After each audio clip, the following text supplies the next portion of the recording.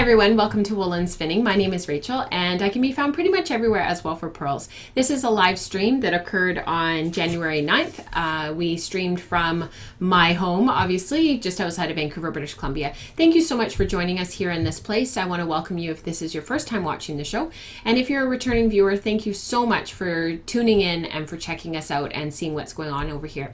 If you're interested in what's happening and you want to be in on the conversation, please head over to wealthforpearls.com or to patreon.com/wealthforpearls, and there's more information at both of those places.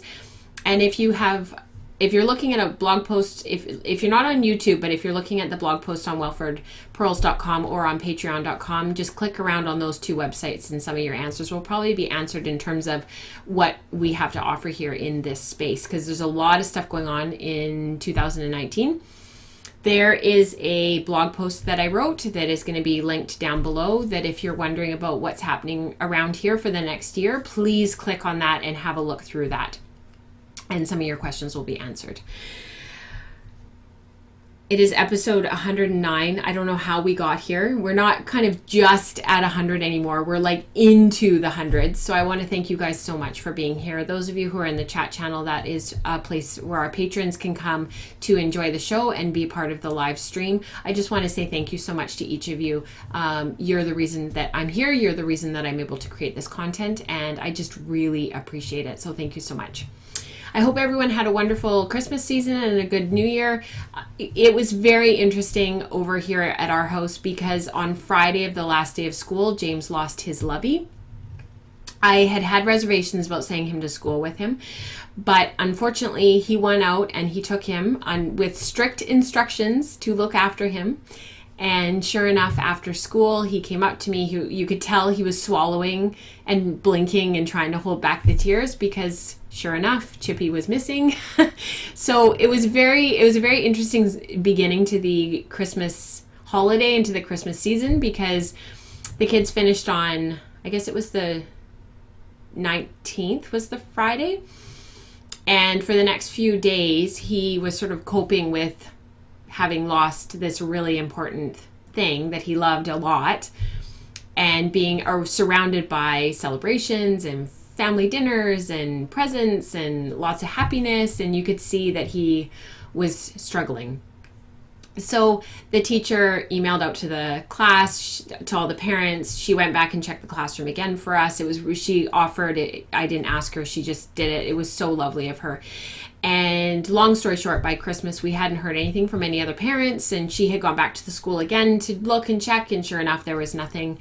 So we sort of began to prepare for James not getting his lovey back. And on Monday of this week, I sort of figured it would either come back in somebody's backpack because they didn't realize it was there, or they had taken it home and washed it, forgotten to email. Like, I kind of thought there would be sort of some of these different scenarios. Anyhow, one of the moms from one of the other grade 1 classes, her little guy is only 18 months, and he was stomping around in all the puddles on Monday after school. So he stomp through all of the mud puddles, and some of them are quite deep on the property of the school.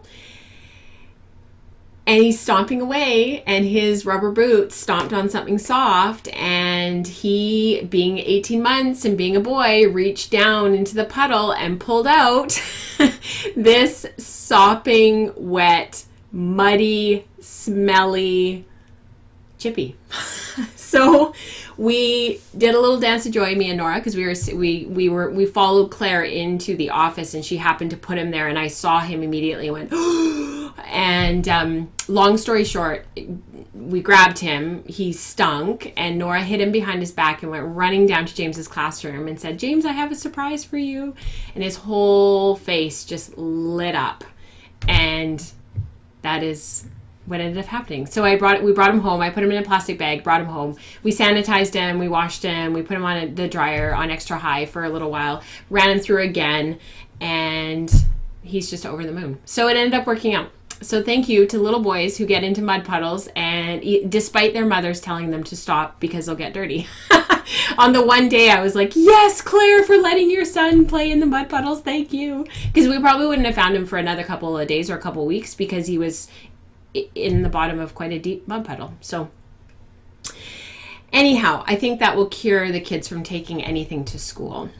So starting this year, I've made a couple of changes to how the show is going to run. I have put we usually start off the show with housekeeping. I have gone ahead and put that at the end of the show. I know for some people they're just not interested. It's just not stuff that they want to know about. They're maybe not participating in some of the giveaways. They're maybe not a patron. They don't care about the patron giveaways. So that is all going to the end of the show. As well, our Ask Anything, when we answer an Ask Anything, or when we do a spinning growth, that is going to the latter part of the show. So that will probably kind of make up the middle part of the show, because I find that stuff gets quite long and the discussions get quite in depth and in detail. And that's wonderful. But by the time we get to talking about the stuff that I'm working on, I'm just fried. So I have put that sort of more to the end. So we've got housekeeping at the very end, and then we've got Ask Anything and spinning growth in the middle. And the beginning part of the show is actually going to be my works in progress and my finished objects. So we're just going to mix things around a little bit. So I hope that that's okay. Today, I do have some spins in progress. I have two that I was going to talk about briefly. One, because I have absolutely nothing to show, but I wanted to show it anyways, because I find when I show you guys stuff, it motivates me to go back and work on it. I have some braid and color studies to show you, which is part of my spins in progress. And then I have two finished objects that I wanted to share with you today. I got quite a few things done over the Christmas holiday, but rather than packing it all in one show, therefore exhausting myself and having tons and tons and tons to talk about, and then having nothing for next show, I divided it up. One of the things that Katrina and I talked about through the fall, and for those of you who don't know Katrina, she is Crafty Jacks. She's on the Slack channel, very active. She's on the Ravelry group, she's very active. She's also our dyer in residence behind the scenes for braid and color study. She's our sort of color aficionado, if you will. I approached her about spinning up her fiber club from now on for her, because it's something that she really enjoys doing. She loves creating it. She loves doing all of that, but she often gets behind with it because it's just one more thing on her very long list of things to do. And I offered to do 50 grams to spin for her each month going forward. So she's going to kind of surprise me, whether it's the basic club or the luxury club. And I'm going to spin it, and hopefully on the second show of every month, I'll have that to share and that to show you. So that will be slid in somewhere in this discussion, in my works in progress or in my finished objects, depending on where I'm at with this spin, because I had some time over Christmas to work on all this stuff. The January is actually done, so I'll have that for next show. What else do we have to share? We've got a big spinning growth today that I'm really excited to talk about, and then I have some housekeeping. So let's get right into the show. I'm going to have something to drink. I'm going to really quickly look at the chat, and we will be up and on our way. We have a lot of people to welcome in the chat, so welcome to everybody. Thank you so much for being here. Even my friend Diane is here. I feel like this is the first time, Diana, that you've been able to actually be in the live stream, so welcome. That's wonderful. Okay, let's get started with one spin that I had started way back in the, I guess it was the beginning of December. It was my Noel yarn. That was the colorway that was called. It was a Nest Fiber Studio, and Jen had dyed up this really gorgeous braid, and I have done nothing with it. So I started it. These are all the colors. Let me just move this stuff out of the way. I'm trying to keep myself organized. And I need that for later, so I need to talk about that. So this is my control card. It's not a very good control card. I've been spinning this on my Ashford e-spinner, and the colors are just absolutely gorgeous. So my original plan was actually to keep all the colors separate. There's some greeny teals in here, some brown where the green and the red combined. And then there's this gorgeous green teal color, which is one of my absolute most favorite colors. I thought that I would either chain ply this, also known as Navajo plying, and I would keep the colors completely separate. And then Jen, about a year ago, posted on Instagram that she had spun this as a traditional 2-ply, and all the colors twisted together, and it looked really nice. Again, you have to expect muddying because red and green, you've got all the colors of the color wheel combining all together. We're going to talk about that later in the episode. But my control card, you can see here, is my traditional 2-ply on the bottom, and the green and the red did twist together, and the red sort of takes over. I call it red, but it's almost sort of more of a cranberry, a little bit of a brown in there. So it's more of a orange red in some ways when you look at it. It's got a lot of brown in there. And I had kind of thought that I would just leave it alone, maybe do a 2-ply like what Jen did and call it a day, let the colors twist together. And then I sort of started thinking that one of my favorite yarns that I've ever spun was Strawberry Season by Sweet Georgia. It was a club colorway from, I want to say like 2014 in July. I know it was a July colorway and it was from eons ago. And I originally spun it as a chain ply, but I had a second braid of it that somebody at the studio had given me that was never claimed. And I ended up spinning that as a traditional 3-ply. And I just mixed up all the colors. I made everything into a nest, into all these little tiny nests. And I just spun, and I just really enjoyed it. I didn't think too much about it, and I just spun away.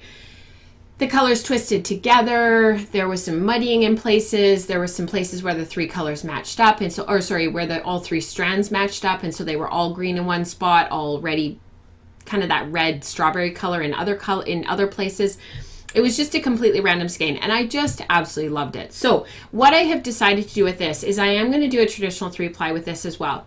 But now that I've been spinning it, and because I've been so bored with it, I'll be honest, I'm just finding this spin quite boring. I've been spinning it on my Ashford E-spinner. Sorry, I keep saying traditional. I don't know why.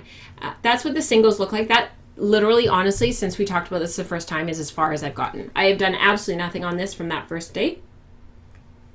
I think I'm actually going to spin this as an opposing 3-ply. It's just something different. It would be something to really look forward to, that 3rd ply having the opposing direction and having it spun in the opposite direction.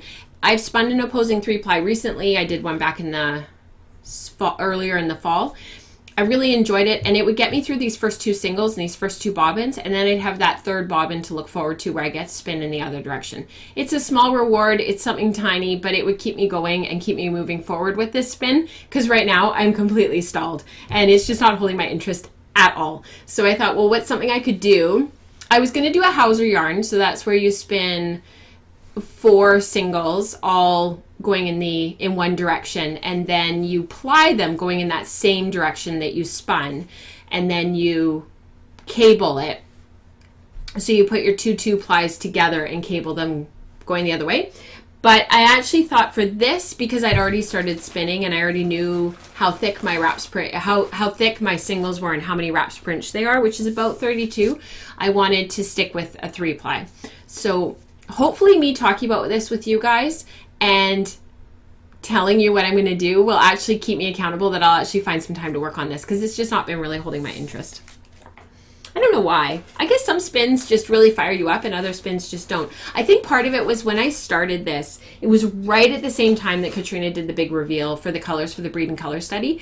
And because of that, it sort of, I kind of got derailed, because it was sort of almost immediately I thought, oh, I want to do that instead, and I want to work on the Breed and Color study, because I had this idea in the back of my mind that if you subscribe to the How I Spin content, you'll know I've got this idea in my mind of what I want to do with the yarns, and I'm on track. I'm moving forward with it, and that really occupied a lot of my creative space in my mind. And so, because there's only so much creative space in your brain at one time, like there's all these other things that we have to do, like for some reason I have to do housekeeping and, you know, like clean the house and keep the house organized and clean. And so in that creative space that I have to take up in my mind of the things I think about, this just completely got pushed to the side. So it is what it is, and it happens.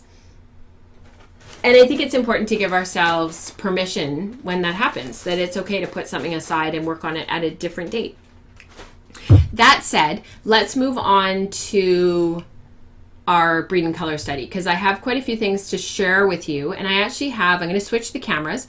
I actually have some yarns from the community that people have been spinning. And so I wanted to share those with you today and share with you a couple of reflections that I have had just from my very, very beginning of starting to spin this stuff. I love that you guys, I can say in this community that housekeeping sucks, and you guys are like, yes. You know, anywhere else, people are like, oh, I don't mind it. And it's like, no, it gets in the way of making. Like, it's annoying. I love that you guys are like, yes. I so appreciate that. Okay, so breed and color studies. We do this for 6 months, twice a year. We started back in October. It ends at the end of March. But if you're not finished spinning, don't worry about it. Just keep on going. The thread stays active. So these yarns that I'm showing you here, the original braids that were piled up were the original braids that Katrina dyed for us. These are my singles that you're seeing now and what I have been spinning. And you'll know that I spun a little sample skein. I'll show it to you against the white background here. I spun a little sample skein with a third of the Starry Nights, which is the sort of control colorway that we're using and doing. And that has really helped in terms of guiding me in terms of where I want to spin and what I want to do from here. So I wanted to share with you some of the stuff that's going on in the community because some of these yarns are absolutely gorgeous. So if you remember a couple of shows ago, it might have even been last show because I know I've said it a few times, that I was really excited to see if somebody in the community spun this Masham, that's the breed that we're looking at, as singles. And sure enough, Tiffany did. And she didn't just spin one skein singles, she did all of them. And aren't they amazing? So Tiffany is also, shoot, I can't remember your Ravelry name, Tiff. It is EnediYne. And Tiffany, I've linked her down below. So if you click on the show notes, this is the other big change for 2019. I have show notes already done. They are below the links that you followed to get into the live stream. So if you're a patron and you're watching this, the show notes are already down below in the post that you opened when you got the email from me saying that there was a live stream today. So just click on Tiffany's name and it will take you to her, and you can click on her projects and her handspun and stuff. But I just thought that they were so incredible. I can see right off the bat that black colorway, the one that was space dyed with black. So what we wanted to do was one was space dyed and white and it was left. And then the one was space dyed with black. So where the white would have been, Katrina put black. And just look at how moody that colorway is. And of course, because Tiffany spun it as singles, you can really see how the black really takes over and you get these hits of color in these short stripes. It'll be really cool to see this yarn knit up or woven. I'm not totally sure what she's planning on doing. I know she had talked about maybe doing some weaving, and I'm really excited to see what she does with it because that black is so moody. The interesting thing about the singles is the top skein is the white and the middle one is the control colorway. It's interesting how the white isn't quite as different from the control colorway as the black is. So these are my singles and these were the white singles. This is the white colorway. And again, those colors are not as toned down and as light as I thought that they would become. The lengths of color are quite long in the white colorway, and so you get these lengths of white, but you also get quite good lengths of color and dye. So it keeps the saturation of color, and it's just lovely. So some people are not spinning the colors that Katrina dyed up, and they're not spinning the fiber that was dyed up. They're either spinning their own stuff because they wanted to dye on their own, and some people bought just natural colors. And that's actually why I included these other photos here, and I'm just waiting for them to come up. I'm hoping they do come up. I just realized I'm not sure I've actually seen them. It's the heathered gray that Linda is, no, it's not coming up. So the files must not be working in the slideshow. So I will share them with you next time. I will leave Linda linked below. She's spinning a natural gray Masham on her spindles, and it is incredible. I think part of it is just that natural gray in a slightly longer wool with a little bit of a halo. It just looks amazing. So I thought when I entered into this study that my absolute most favorite colorway out of the three would be the control colorway, or maybe the white, because you guys know, if you've been here for a while, you know how much I love white in braids and how much I love just the use of white in and amongst other colors. I love that it tones some of the stuff down and creates this pastel, and then some of the other colors, if they remain clean, the white next to it creates a little bit more of a pop. And I've ended up, I really like those two colorways. I would absolutely buy them if I saw them at a show, knowing what I know now. But I actually like the black the best, which is kind of funny. It's sort of interesting how how you change. And going back to the fin study from last year, this time last year, we all liked Arctic Berries the best and Lakeside the best. Those were the two colorways. So we did 3 colorways as well that time as well. Everybody liked Lakeside and Arctic Berries the best. And for many of us, the one that ended up being our favorite in the end was Fractured Dawn, which is so funny. It's interesting how the one that you sort of think, oh yeah, that'll be okay, or yeah, I'm not really sure how that'll turn out. We'll just see. And in the end, those are the ones that I have found is a pattern that I often like the best. I'm just going to have a look at the chat really quick because you guys are really chatty today and I don't want to miss anything if there's any questions. And yes, the singles are stunning and they look like a set, but they're also really different. That's what Becca said. I totally agree. They look like they go together. They look like they're dyed by the same person and that they're spun by the same person, but they're different enough to be interesting, which is why I'm curious to see what Tiffany's going to do with them because I know she has a plan and I'm pretty sure she's going to weave with them. Curious to see how the white space dyed looks on the Targhee that people bought. Wonder how the shorter staple will affect color saturation. Absolutely. That'll be really interesting. It'll be really interesting to see as well how much color twisting there is and how much of those colors in the Targhee, because of the shorter staple length and just a different type of fiber, how some of those colors combine as they're being spun and being drafted, and then how they combine if they're plied. So I would love to see the Targhee spun both as a singles and as a plied yarn. I think it'll be really interesting. I know our friend Greta has the Targhee, and I'm curious to know how she's going to spin it. So I'm going to send her a message on Slack later and ask her, just because I'm curious and I don't want to wait to talk to her. I'm just going to message her on there. Yeah, people are saying that the singles that Tiffany spun are just really beautiful, and I totally agree. So kudos to you, Tiffany. And next time I will include Linda's photos. I think what ended up happening was I had to change the quality of the photo so that when it rotated on here, it was in really nice quality, because for whatever reason, the broadcasting software that I was working wasn't recognizing the file. It wasn't Linda. It was something to do with my computer. So I will share those with you next time, the natural gray, and hopefully we'll have some other yarns from the Breed and Color study as well that we can share.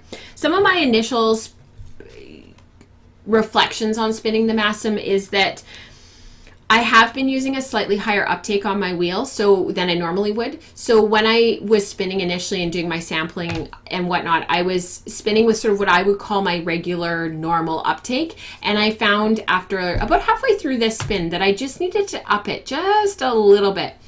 The funny thing is as I've gone on and as I've continued to spin the study, I've noticed that I've had to keep upping my uptake a little bit. So I need to ask my friend Kim about this because she has my wheel.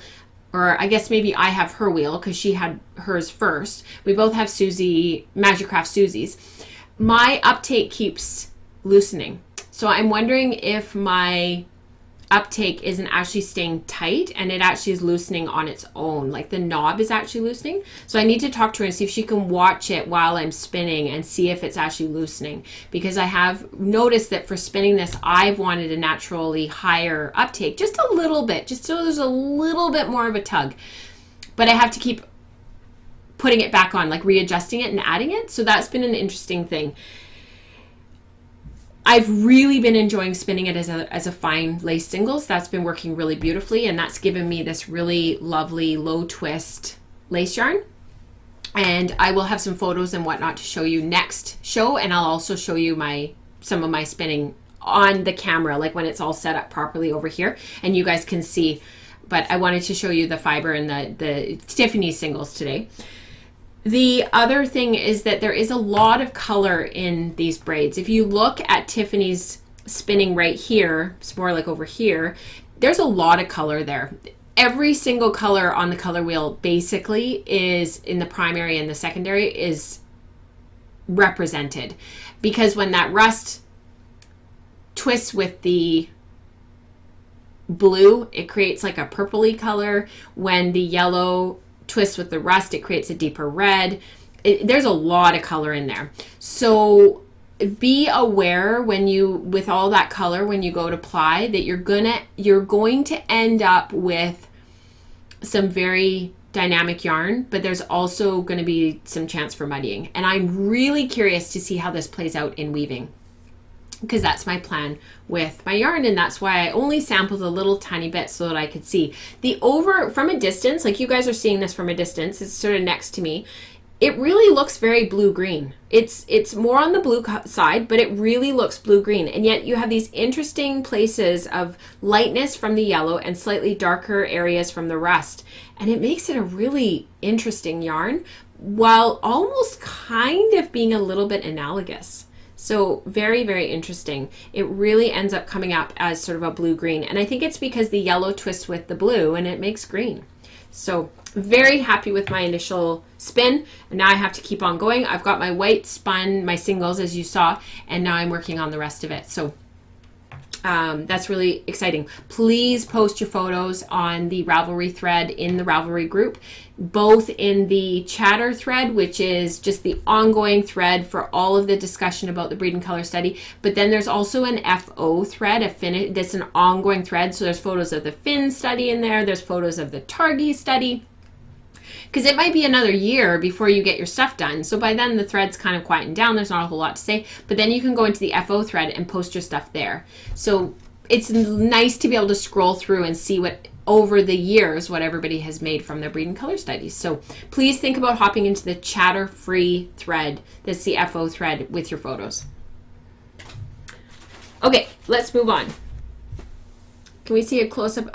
My sample, my sample yarn, I'm gonna show you all of them next show, all close up. But in the links below in the show notes, you can go to my project page and you can see a high definition photo of my spinning of my control colorway. So because it's just a tiny skein, this is only about 20-30 grams, it's better to go and look at the high def photo on my hand spun Ravelry page and see like a really nice photo of it. So that's actually why I didn't flip the cameras around. Okay, I'm going to move the cameras while I catch up with the chat, and we're going to chat next about the stuff that's behind me.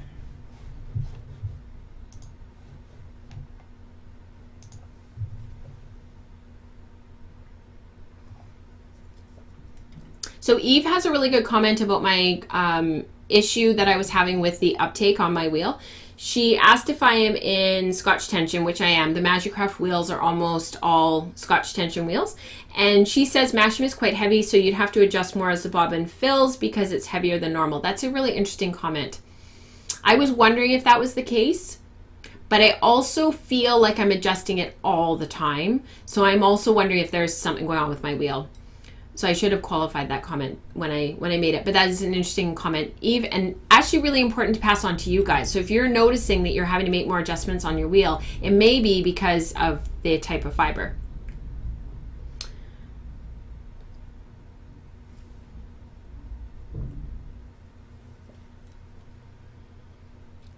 Yeah, Heidi has a really interesting comment. So she's swinging from wanting to spin just to enjoy spinning and enjoy the trial and error process and just the journey that is spinning, to being worried about what the end product will be and what the end product use will be.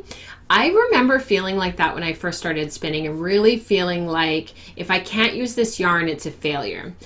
And I just spun all of that llama and silk, and I still don't really know what I'm going to do with it. And that would have really stressed me out a few years ago. And I've slowly been able to let that go.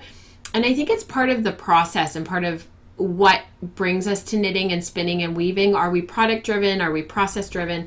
And some of those things that maybe some of those reservations that kind of bring some of that out in us is part of the reason why we tend to only spin for a project or only spin to enjoy spinning. So it's a very interesting tension there, I think, that I very much appreciate and experience myself.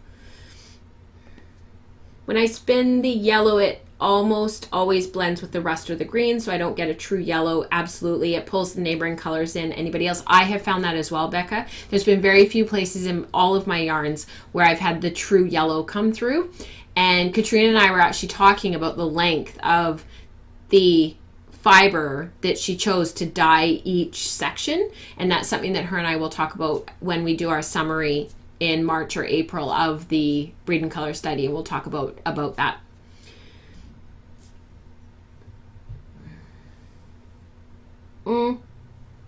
So Valerie has a great question. She said she bought some natural Masham, but she's been having a tough time spinning fine yarn. And what do you suggest? So Meg answered with, focus on how many fibers you want to pull out of the tip of the top.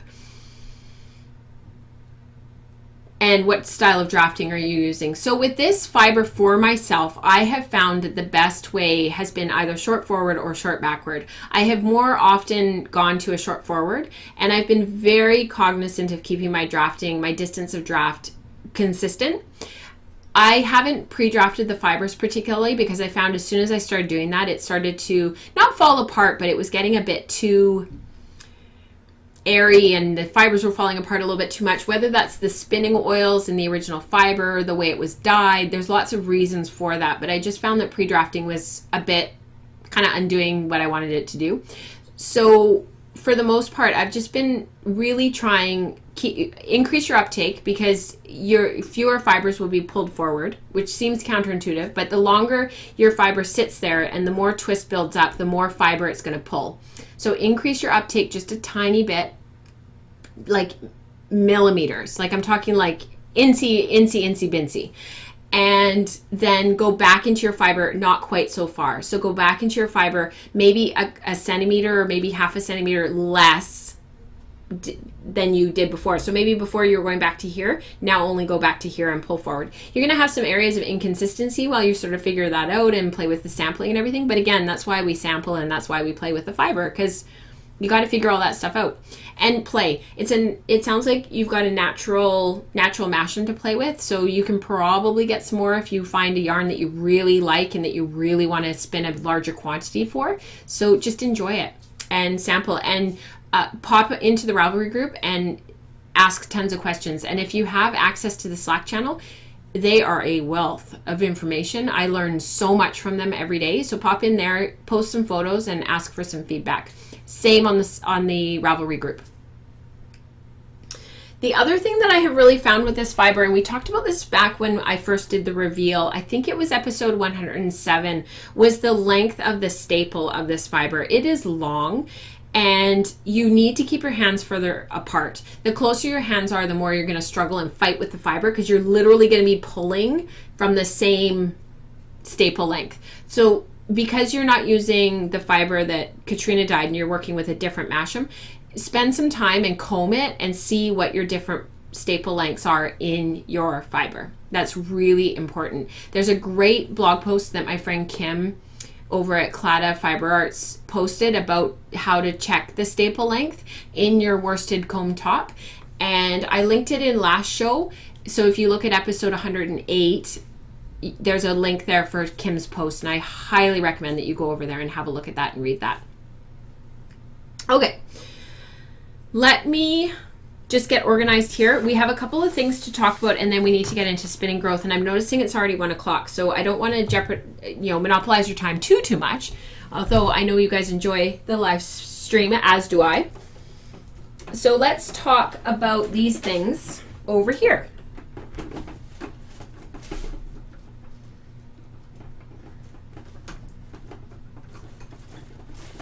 I'm just going to do some minor adjustments to hopefully, although I don't know if it's going to work. My dress form is set to my height.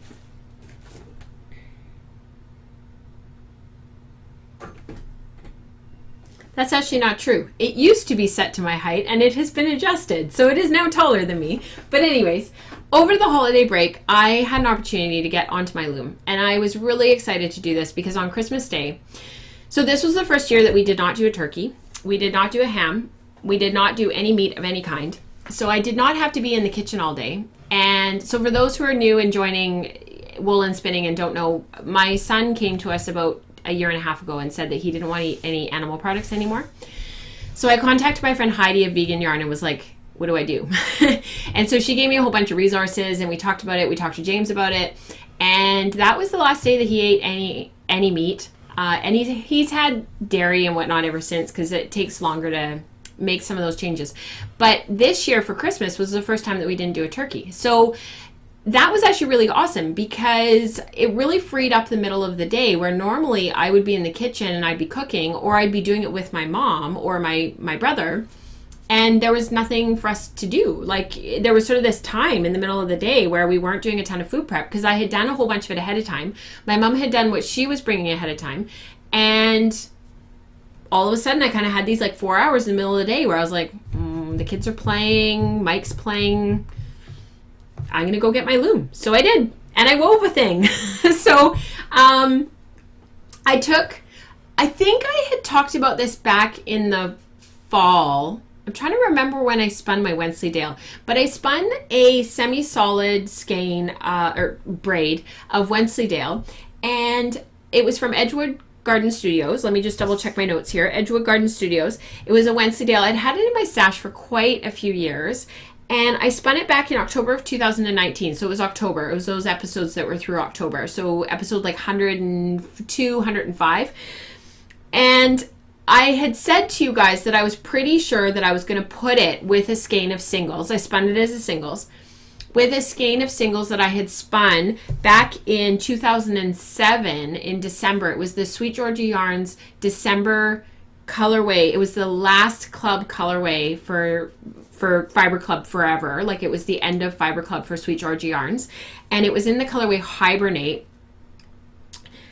I spun it as singles as well. It was Felicia's recommendations that it be spun as singles, and so I did. I can't remember. Oh, it was a BFL silk. I was going to say I can't remember what the fiber was, but it was a BFL silk.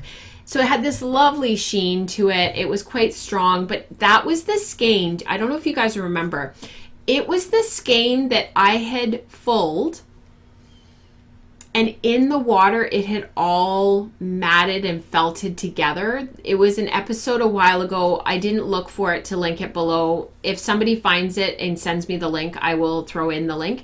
But the yarn was all twisted up. It was not felted together, but it was very much stuck together. And I said to you guys that I wasn't sure when I skeined the yarn, because it had already been skeined, when I balled the yarn to do something with it, so whether it was knitting or weaving or whatever, how much of the skein I was going to have to cut out because it was felted.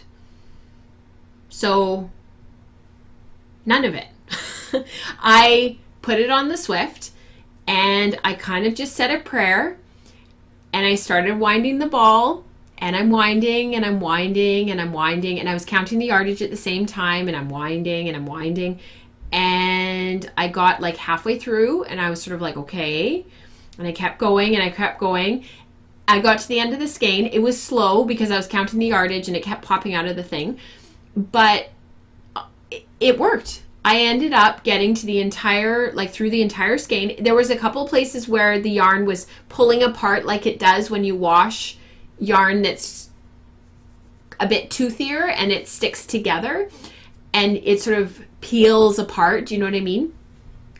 But I didn't have to cut any of it out. I thought for sure I'd have to cut out several yards at least. I thought for sure half the skein would be not usable. I figured I could probably salvage half of it, and then I would end up with a scarf about this wide and this big to warp it, and then I'd just use whatever Wensleydale I used up, and that would be the end of it. But no, the whole thing. So there you go. It really makes you realize that sometimes things look way worse than they actually are, and I probably should have balled it up a while ago so that I wouldn't have been so afraid to work with it. So that was my warp. I just kept going until I ran out of the Sweet Georgia. Once I ran out of the Sweet Georgia, I hem stitched in the Wensleydale after I'd woven a little bit. I actually used Lee's sticks. So for those who weave and know what those are, I used Lee's sticks. And then once I'd done that for a bit, I started weaving. And then I went back and I did my hem stitching like a good little weaver, because sometimes I don't bother because I figure, I'm going to fold it over and sew it, and then I never do. So I thought, no, you know what? I'm going to hem stitch, and I really like the effect of hem stitching. So I did that, and then I wove it all up, and it was finished. I took it off the loom on Boxing Day. Halfway through Boxing Day. I'm really happy with my edges. They turned out really, really well. They're definitely getting better. Practice really is key here. I wove this on my large rigid heddle. So my rigid heddle, Diana, if you're still watching, how big is our Ashford? I think it's 32 inches. I always forget if it's 32 or the bigger one, but I'm pretty sure it's 32. Anyhow, it's about 16 inches across. That was sort of about what I had. And I'm not exactly sure how long it is. I haven't measured the length yet. I haven't finished it and washed it and finished it yet. But I was really inspired by some of the weaving that Diana, who's in the chat channel right now, she blogs over at 100milewear.com. She had brought some weaving back in the fall to Guild to show. And I just thought, I have to get back on my loom. Like, it's just so amazing. And what an awesome use of 2 skeins of yarn. So the weft is the Wensleydale. And it just goes all the way through. There's no striping. So it creates this sort of striping this way. And a tiny bit of plaid in some of these areas here, but like nothing major. It just, I thought it really turned out quite well. And then I did a twisted fringe. So to put it on, it's just like the perfect size. I'm gonna mess up my hair. It's just like the perfect size. It's just like ideal to wear out. It's just awesome. So I'm looking forward to finishing it. I'm going to be very gentle after what happened before. And because it is 100% wool, just like the other one. And I will report back when it's all done. But yeah, isn't that awesome? It's going to look really nice under a black coat. You know, wear it out in the evening. So I'm really, really happy with it.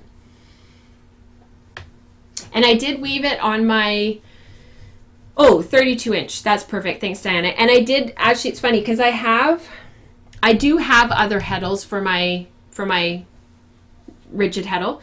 I bought a 12, a 10, a 12 and a half, and a 15, but I did weave this particular thing on my 7.5 DPI. So my heddle that comes standard stock with the loom is the one that I used. And actually, I think I'm going to ask Diana.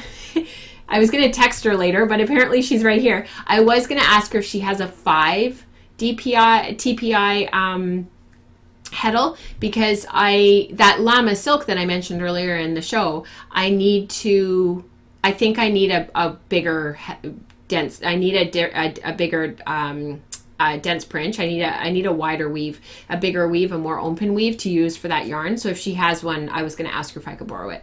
So because I don't really want to buy a heddle right now, it would be it's a nice to have, not a need to have right now. And I want to see what it's like if I like the fabric of the more loose, more open weave, and then I'll probably buy one. So, all right, let's talk about Radiate. Thank you so much to those of you who are saying that it's lovely. I really appreciate it. The weaving is one of those things that keeps getting put on the back burner, and I keep I want to do it and I don't get to it, and I just thought, you know what?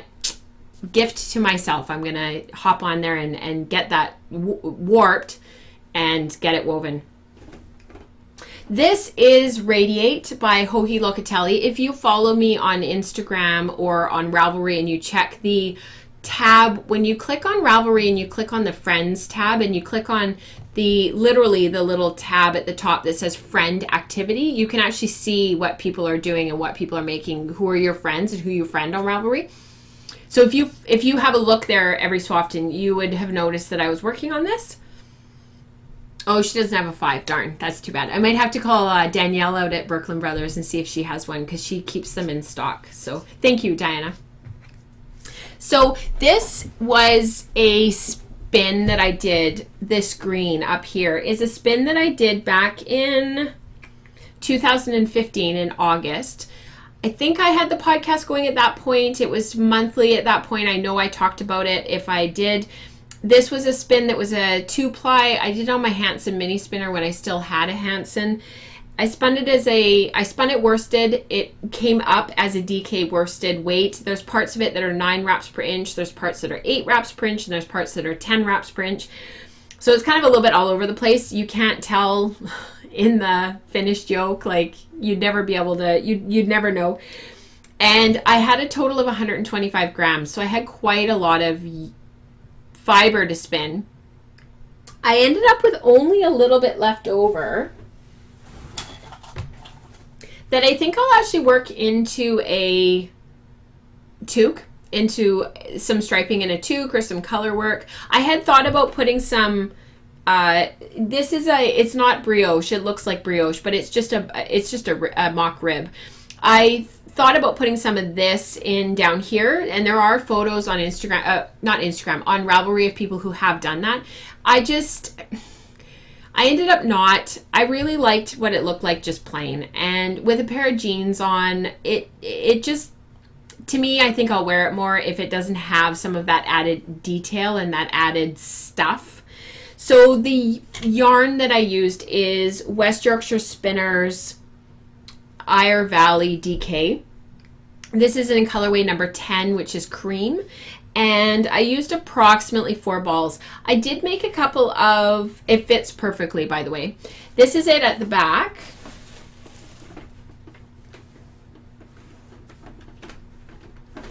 It's a little bit big through here. I was a little bit disappointed with some of this added fabric, but when it's on, it's okay. You can move around and it's not too bad. I did lengthen the body though. So the pattern, I think the ribbing starts after like 13 or 13 and a half inches or something. And I added an extra 5 inches. So I worked until when I tried it on and when I put it on my dress form, it sort of felt right. So this is actually 17 inches in total from the underarm down to the bind off at the bottom. I'm pretty sure the pattern calls for 1x1 rib on the cuff and on the hem. I did a 2x2 because I like what it looks like a little bit better. It's a little bit more even in my knitting. And I lengthened the sleeves as well. So the sleeves ended up being, instead of 18 inches long or whatever, I did make them full length sleeves because I'm planning on using this a lot when we go camping. And this is, these are 19 and a half inches. So I can roll this back if I want to, but it is a longer sleeve. So that is that.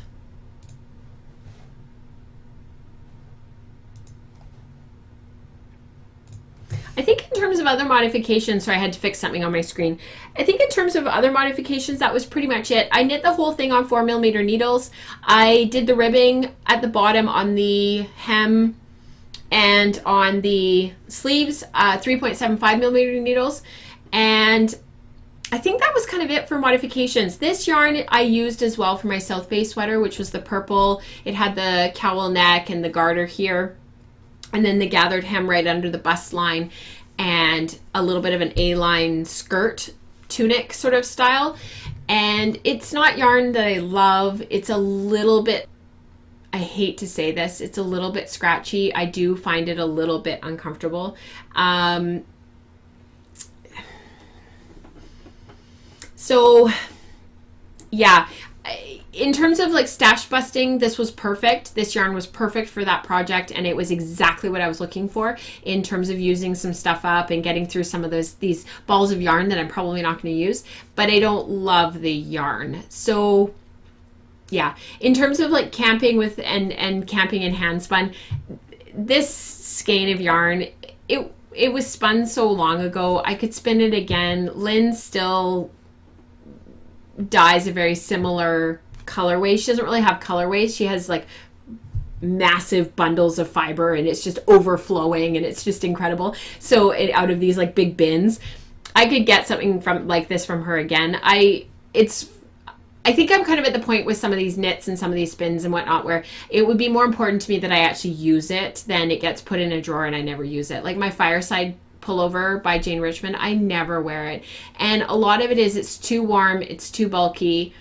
And I finally put it in not right now in the winter, but in the summer, like it's going to go into the trailer because that's where I really actually would use it, is when we're camping and when it's cold. And we do a lot of shoulder season camping. So it's amazing how like, yeah, during the day it's 10, 12, 15 degrees, but at night it's like 5, 6, 7 degrees. And my husband and I are often outside in the evening when the temperature's dropping. So I find I need some of this warm stuff for in the evenings, and having a couple of these sweaters that really are way too warm for our climate down here are great to have when we're in Whistler in March, you know. So it's balancing that, how much you're going to use it versus what's important to you, and what are you saving it for. And that's sort of the conversation I've been trying to have with myself, because yeah, more often than not I end up not wearing it, not using it, and I probably would if I put it in the trailer. So Which yarn were you less happy with? Yes, I wasn't as happy with this particular West Yorkshire Spinners yarn. It wasn't my favorite. I've worked with it before. It's just, yeah, it's just not my favorite yarn. There's nothing inherently wrong with it. It's just not my favorite. I think, you know what it is? I think I'm getting so used to working with my handspun, because 90% of my projects are with handspun, that when I don't work with handspun, I don't particularly like it. I think that's really what's happening. It's not because there's anything wrong with the commercial yarn. It's just I prefer to work with my own yarn. I think that's really what's happening. Great pattern to show off the handspun. Yeah, I thought this was a great pattern to show off handspun. If you look at the original pattern, she does this really crazy bright neon pink. It looks awesome. And then she put it with a gray cream. It looks really, really great. And I've seen quite a number of people on Ravelry who have knit this pullover with a handspun skein in the yoke, and it just looks awesome. So if you've got like a skein of yarn in your stash that you don't know what to do with, but you really want it to be a sweater and you want to showcase it, I'd really recommend this pattern. It was fast, it was easy. I cast this on in the end of November, and it's done. So not a lot of knitting. All right. Does anybody have any other questions about that?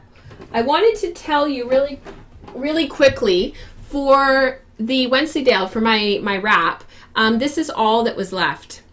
And there is about 30 yards here. So I will have how much yarn this took for both the warp and the weft. I will put that down below in the show notes, because I have that information on my on my project page on Ravelry, which I will link to down below. So follow the links for the project page, and how much yarn I used for my warp and my weft will be there, and how much was left over will be on my project page. I think the information is already there, but I will link to it for you.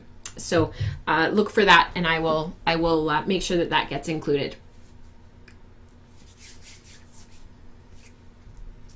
Okay. Let's do spinning growth. Let's move. I'm going to change cameras, change views, and then I will see you in just a moment.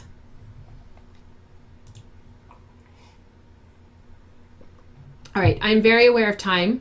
I have to be cognizant because Nora's at school, so I need to make sure that I am there and that I can pick her up. So we're gonna fire through this a little bit quicker than I'd hoped to, but I know this is part of the thing about the live stream. It ends up taking on a whole life of its own, and we are super chatty, and there's always lots and lots and lots to share. So if we don't finish this today, we will pick it up next show, and we will finish it off. I totally agree with you, Heidi. So Heidi said she would much rather make gifts that get used even if they fall apart over time. I totally agree. I want to give gifts and make stuff for myself that actually gets used. Even if it means that stuff is going to eventually fall apart, is eventually going to get ruined. That to me is just, it's part of making, right? It's the utility of making and the natural life cycle of our items. Okay, so spinning growth, it's on this side. I always get mixed up because I'm looking at the cameras and it's all opposite. So it's over here. This is from Spin Knit Love, which is Ingrid on Ravelry. She is a very active member of the Ravelry group, and I always enjoy reading what she has to say. So I'm going to read you what she wrote in her spinning growth post, and then we're going to talk about it. So what she wrote was this. So my big womp womp was my first attempt at blending roll eggs on a blending board. The roll eggs were beautiful, but when spun, the yarn was muddy, even when I plied it with a solid. Ugh. Still have lots to learn about color combinations. So we all do, Ingrid. It's all good. We all have things to learn, and we all have wants that happen. And we just, I think part of being a maker is learning to roll with it, right? And so I wanted to give you a little bit of encouragement and say that I just love your comment. And I love this dilemma because we've all experienced it at some point or another. And even those of us who are more experienced, and even those of us who have some confidence behind us when we make some of these decisions, we still end up with, really? That's what happened? So I think, and it's not all the time, and it happens less and less and less as you spin more and more and more. I also think as you become more experienced and as you spin more and as you try some of these color combinations, you begin to expect what's going to happen. So when you expect it, you aren't disappointed. I always say expectations are planned disappointments, because we expect all this stuff and then it doesn't happen and we're disappointed. So if you want to get disappointed, have a whole bunch of expectations, because you're going to end up disappointed. A spin like this is really a great pause, check, reflect moment, because we have all made yarn like this, and if you haven't, you're not experimenting enough. And I say that in a kind way, because maybe you're right at the beginning of your spinning journey and you just haven't had the opportunity yet, or maybe you're somebody like me who prefers to work with natural colors and natural shades, and you don't tend to go into a lot of spinning braids of color and braids of color, hand painted comb top kind of stuff. So there's reasons for all of us, for sure. But if you're really wanting to learn about color and how it acts together and what it does together, you got to experiment, and you got to do these experiments that turn up and end up being a wah.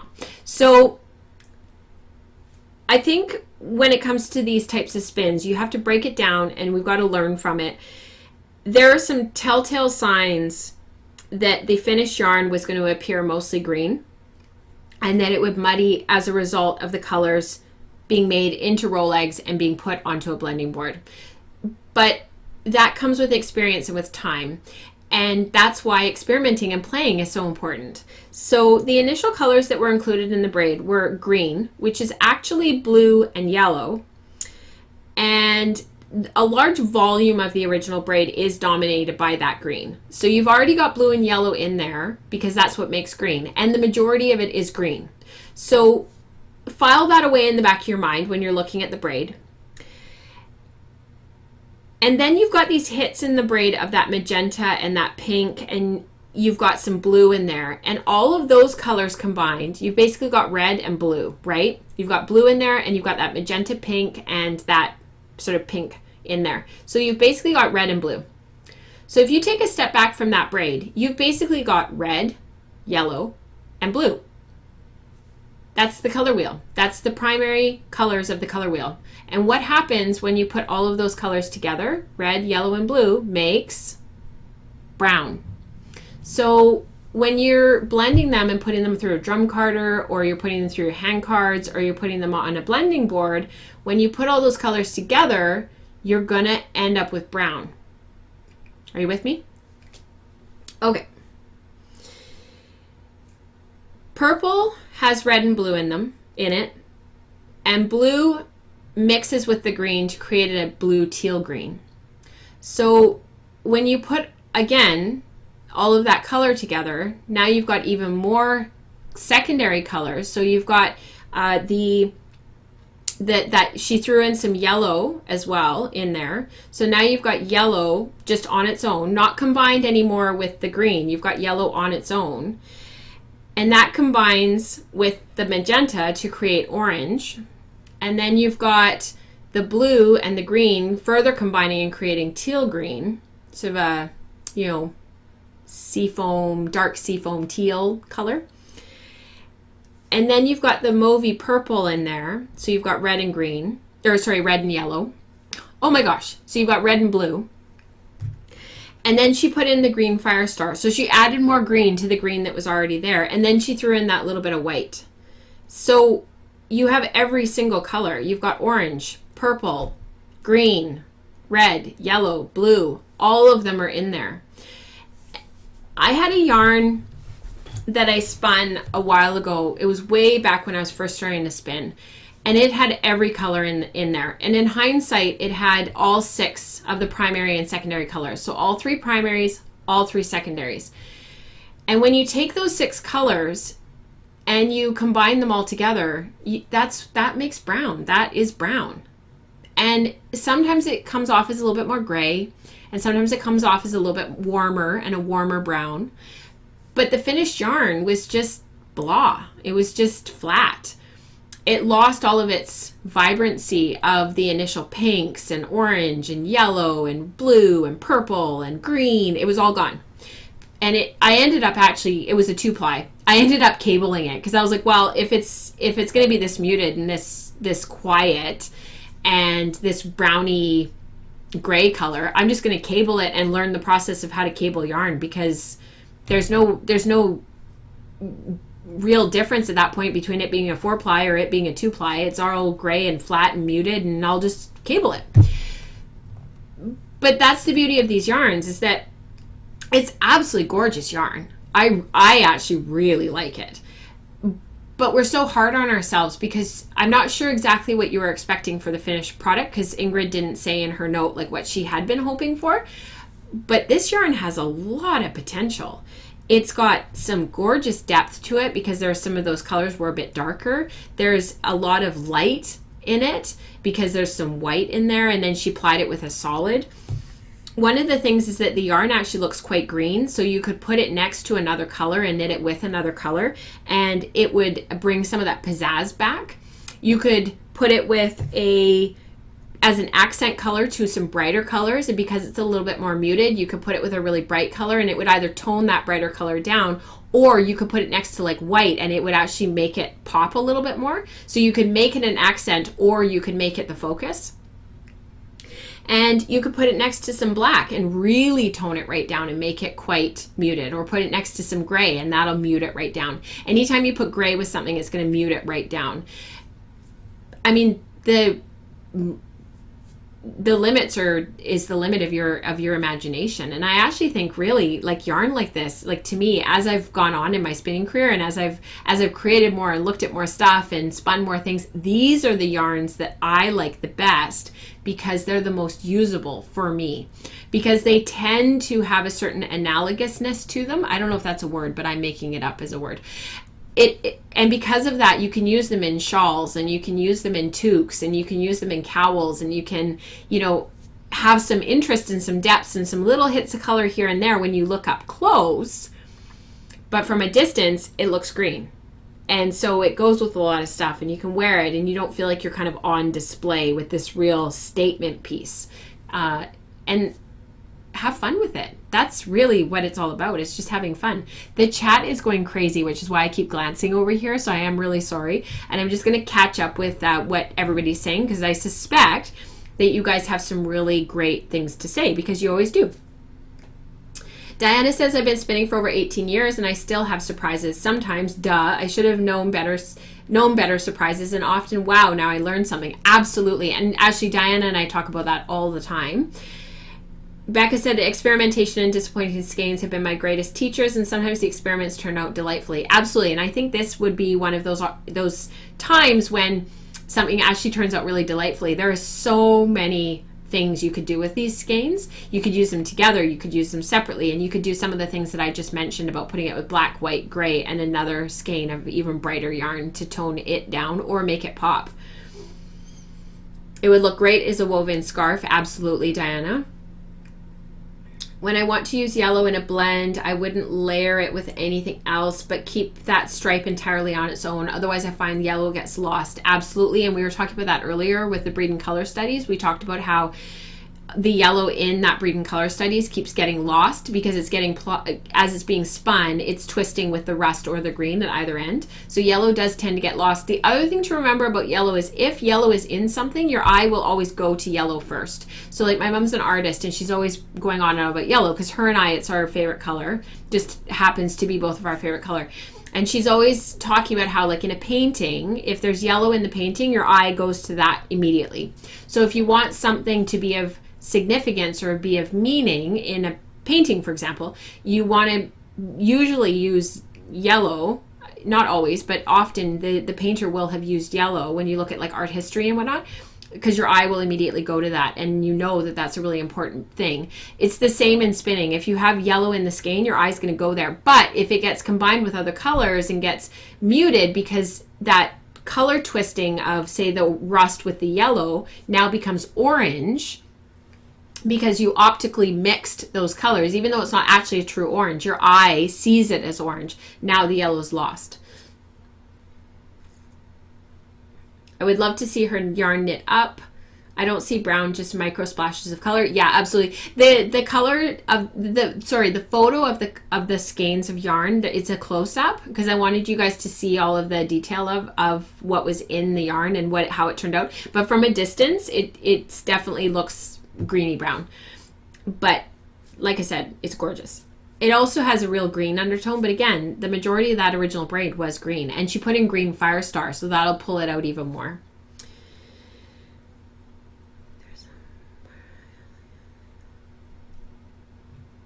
Yeah, it's funny how, so Heidi was saying that her husband kept saying that the colors were too crazy for him when she was working with some fiber, but then when it was spun up, he liked what it looked like. I always say, if you don't like the yarn, do something with it, because, and if you guys have been around here for long enough, you'll know that I often don't like the yarn in the skein, and then I'll work with it and we'll weave it or we'll knit it, and it takes on a whole life of its own. Some people consider the yarn the finished project and the finished product itself, and in some ways it is. Like, yarn in and of itself is a finished item, but it's not really finished. It's still a raw good that you need to then use to make something else. So it's not really done. So if you're not happy with it, keep working with it, knit with it, weave with it, give it to a friend, put it away for a while. If you're K facet, you'll hang it somewhere where you look at it every day and think about it every day until you do something with it. There's so many things that you can do, but the yarn is just one step of the process. And it can be a really beautiful process, and it can be really amazing, but it is just one step. All right, the chat's welcoming people, so I'm gonna let them welcome, and I am gonna move on to housekeeping. So this is gonna be really fast today because I ordered new calendars, and I'm gonna switch the cameras around.